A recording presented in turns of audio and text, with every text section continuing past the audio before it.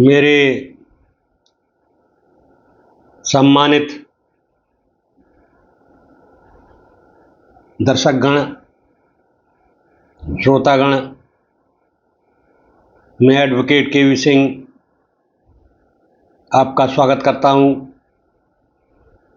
आज मैं आपको भारतीय नागरिक सुरक्षा संहिता 2024 की धारा 123 का विस्तृत विवरण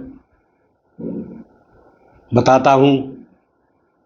धारा 123 में केंद्रीय सरकार को किसी संविदाकारी राज्य से अनुरोध पत्र, सम्मन या वारंट प्राप्त करने, साथ ही कुछ मामलों में सहायता प्राप्त करने की प्रक्रिया का उल्लेख है। यह धारा विशेष रूप से संपत्ति की कुर्की और जब्ती से संबंध रखती है। इसके तहत यदि किसी संविदाकारी राज्य द्वारा केंद्रीय सरकार से सहायता मांगी जाती है तो इस अनुरोध के अनुसार कार्रवाई करनी होती है। इसमें संपत्ति की कुर्की, जब्ती और संबंधित न्यायिक प्रक्रियाओं की व्यवस्था होती है। इस धारा के मुख्य तत्व इस प्रकार हैं।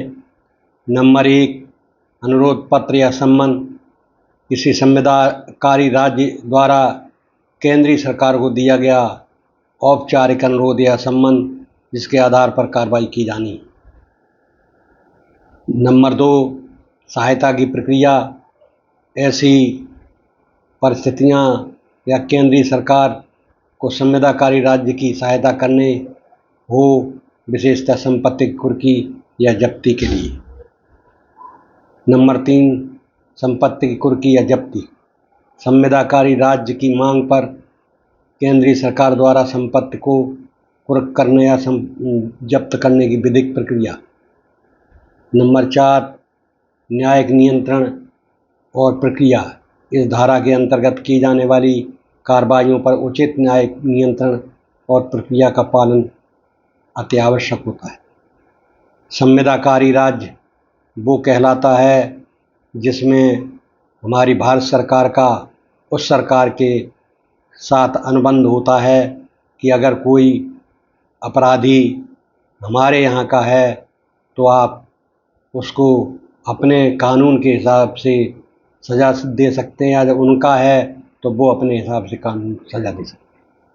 धारा 123 केंद्र और संविदाकारी राज्यों के बीच न्यायिक और प्रशासनिक सहयोग सुनिश्चित करती है, विशेषकर संपत्ति से जुड़े मामलों में कुर्की और जब्ती की प्रक्रिया। इसके तहत कार्रवाई करने की सुविधा, सहयोग, विधिक नियंत्रण का वर्णन। यह विस्तृत विवरण धारा 123 के मूल उद्देश्य और उसकी व्यवहारिकता को स्पष्ट करता है। यदि अब मैं आपको इसके संबंध में जो धारा 123 है इसके मुख्य तत्व या अवयव कौन कौन से हैं इसके संबंध में बताता हूँ। नंबर 1, इरादा, इंटेंट, जो क्या है वो नंबर 1 में आता है। धारा 123 के अपराध के लिए यह आवश्यक है कि आरोपी का यह इरादा हो कि वह किसी युद्ध छेड़ने की योजना को छुपाए, या इरादा जानबूझकर होता है ताकि इस योजना को छुपाने से युद्ध करवाना आसान हो सके। योजना का अस्तित्व अपराध तब शुरू होता है जब कोई व्यक्ति जानता हो कि कोई युद्ध छेड़ने की परिकल्पना योजना मौजूद है या इसे छुपाने की कोशिश करता है। नंबर 3, छुपाने की प्रक्रिया। यह एक सक्रिय चुपचाप की गई कार्रवाई हो सकती है जिसमें अपराधी युद्ध छेड़ने की योजना को छुपाए और किसी अवैध तरीके से छुपाने में सहायता करे।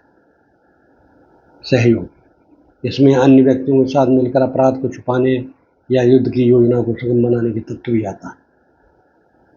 वैधता और दंड, यह अपराध गैर जमानती और संज्ञेय होता है। इसमें 10 साल की सज़ा और जुर्माना हो सकता है। इसका विचारण सत्र न्यायालय में होता है। न्यायिक नियंत्रण, इस धारा के तहत की गई कार्रवाई न्यायिक नियंत्रण के अधीन होती है।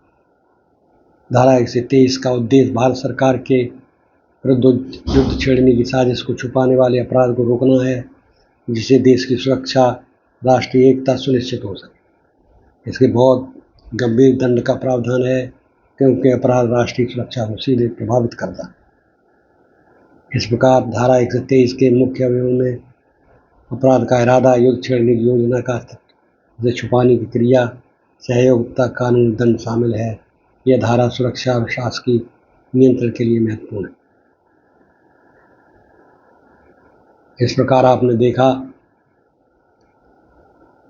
कि BNSS की धारा 1 से 23 में आपको पूरी तरह बता दिया गया है कि यह धारा विशिष्ट प्रक्रिया से जुड़ी हुई है, जिसमें अनुरोध पत्र प्राप्त होता है केंद्रीय सरकार को, तब उसके आधार पर वो दूसरे राज्य के लिए, दूसरे देश के लिए कार्रवाई कर सकता है। बिना अनुरोध पत्र प्राप्त किए कोई भी सरकार दूसरी सरकार के लिए कुछ भी नहीं करती। यह इसमें प्रमुख बात है। इस प्रकार मैं अपना ये वीडियो समाप्त करता हूँ। अब मैं अगले वीडियो में आपसे मुलाकात करूँगा। तब तक के लिए धन्यवाद।